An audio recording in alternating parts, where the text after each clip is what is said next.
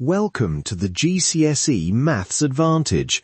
I'm Dr. James Carter, and every episode I'm going to break down one topic, show you where the marks are, and give you a quick win you can use in your next exam, whether you're targeting a grade 7 or pushing for a 9. Let's get into it. Hook. This one type of question cost students more marks than almost anything else on last year's AQA Higher paper. Non-right triangles. Sounds scary, right? It doesn't need to be. If you know one clear decision routine, you can turn panic into a predictable set of steps and pick up marks reliably. Quick promise, by the end of this episode you'll have a 3-point checklist that tells you which rule to use, a short accuracy check you can do in 10 seconds, and a worked example with the exact method marks you should be aiming for. Stick with me. The concept. First, the sine rule. Keep it simple. If you know two angles and a side, or two sides and a non-included angle, use the sine rule. The formula is A over sine A equals B over sine B equals C over sine C. In words, the ratio of any side to the sine of its opposite angle is the same for every side of the triangle. Okay, why is that true? I get the formula, but what's the reason behind it? Good question. Imagine dropping a perpendicular from one vertex to the opposite side. That creates a right triangle inside the original triangle. In that right triangle, the side opposite a given angle is the hypotenuse times sine of the angle. When you write that relationship for two different vertices and eliminate the perpendicular length, you get that same ratio, A over sine A equals B over sine B. So it's geometry plus the definition of sine, not a magic formula to memorize. When to use the cosine rule? Use cosine when you know two sides and the included angle, or when you know all three sides and need an angle. The cosine rule is c squared equals a squared plus b squared minus 2ab cosine c. Think of it as the generalized Pythagoras. It becomes Pythagoras when the included angle is 90 degrees, because cosine 90 is 0. And where does that come from? I always forget how to justify it. Here's a short intuition. Drop a perpendicular to split the triangle. Use Pythagoras on one of the right triangles and write the adjacent side in terms of the other side and cosine of the included angle. Rearranging those expressions gives you the cosine rule. So again, it's a straight application of right triangles and algebra, nothing mystical. Let's do a quick worked calculation so you see the flow. Suppose A equals 7, B equals 9, and the included angle C is 60 degrees. Apply the cosine rule. C squared equals 7 squared plus 9 squared minus 2 times 7 times 9 times cos 60. That's 49 plus 81 minus 126 times 0.5. 49 plus 81 is 130. 126 times 0.5 is 63. 130 minus 63 gives 67. So C equals square root of 67, which is about 8.19 to 2 decimal places. Nice. That felt straightforward. But what about that ambiguous case people warn about? Ah, yes, the SSA, or ambiguous case. This happens when you know two sides and a non-included angle. For example, angle A and sides A and B.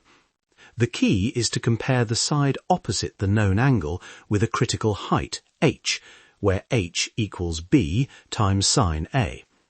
There are 4 possibilities. If A is less than h, there is no triangle. If A equals h, there is exactly one right triangle. If h is less than A, less than b, there are 2 possible triangles. If A is greater than b, there is one triangle. It helps to visualize the opposite side swinging on the base B and seeing where it lands. Concrete numbers. Let A equals 30 degrees, B equals 12, and A equals 8. Compute h equals 12 times sine 30 equals 12 times 0.5 equals 6. Since A equals 8 greater than h and A less than b, we are in the 2 solution case. Use the sine rule to find sine b equals b times sine A over A. Actually, we rearrange correctly. Sine b equals b times sine A divided by A, if we started with A opposite A. The practical step is compute sine B equals B times sine A divided by A. In our numbers, that's sine B equals 12 times 0.5 divided by 8 equals 6/8 equals 0.75. So B could be arc sine 0.75, approximately 48.59 degrees, or 180 minus 48.59 equals 131.41 degrees. Both can give valid triangles once you check the angle sums. That both angles bit always throws me. Best to check the third angle every time then. Exactly. Always check that the angles add to less than 180 when you pick the larger option. If they exceed 180, it's impossible and you discard it. That check is one of the examiner's favourites because careless students forget it and lose marks. Exam technique. Here's where the marks are. For a typical 3-mark triangle question, M1 for writing down the correct formula, sine or cosine rule, M1 for the correct substitution and rearrangement, and A1 for the final answer to the correct accuracy. If you only manage the formula and substitution but run out of time, you still get M1. So write the formula and show the substitution even if you can't finish the arithmetic. Write it down, don't just think it. So even a partial method can win marks? Yes. Also label your angles and sides clearly. Examiners award method marks to the maths you show, not to what you did in your head. If you use the wrong rule, you won't get that M1, so your decision checklist matters. The quick win, a compact 3-step decision checklist you can use under pressure. 1. Identify known items. List the given angles and sides. 2. Decide the rule. If you have an included angle and 2 sides, cosine rule. If you have an angle and its opposite side, sine rule. If you have 2 angles, sine rule, because you can find the third angle. 3. Ambiguous check. If you have SSA, compute H equals men side times sine given angle and compare to the opposite side to know whether you have 0, 1 or 2 solutions. 10-second accuracy check. After you get an answer, do 2 fast checks. Substitute the side back into the cosine or sine expression to confirm the equation roughly holds, and check that any angles sum to 180. That 10-second habit catches most careless slips. Worked example with marking map. AQA style question. In triangle ABC, A equals 7 centimeters, B equals 9 centimeters, and angle C equals 60 degrees. Find C correct to 2 decimal places. Step 1, M1, state cosine rule. C squared equals A squared plus B squared minus 2AB cos C. Step 2, M1, substitute numbers. C squared equals 7 squared plus 9 squared minus 2 times 7 times 9 times cos 60.